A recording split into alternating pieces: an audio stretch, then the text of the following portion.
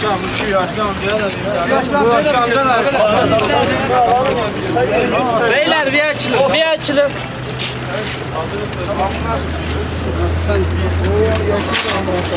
Tamam, ona gider de. Ali abi şu arkadaşı arar, şu amcayı da arar.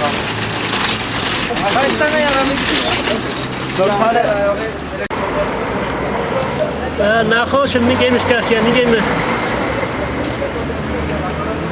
قضا بیار با قضا کیه قضا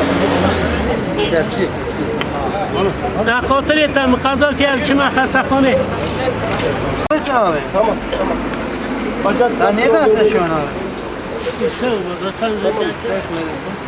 Ya Yuvan'da kim var? Sizin Hacı Baba burada kaza yapmış.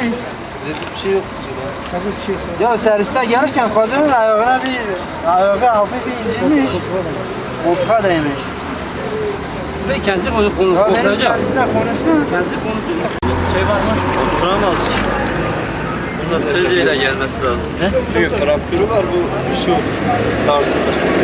Yeni bir ekip istiyoruz, o ekip de gelip amcaya alır. Tamam ben Başka böyle stabil olan, yatırım olmayan başka kimse var mı? Hasta olan.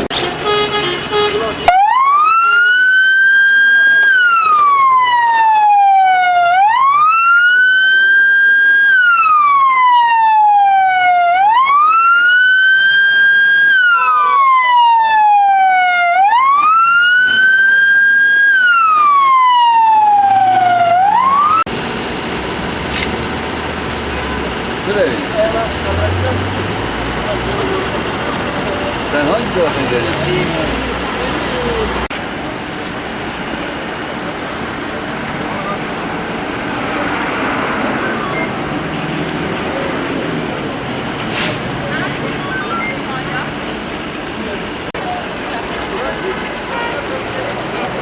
İbrahim abi. Abi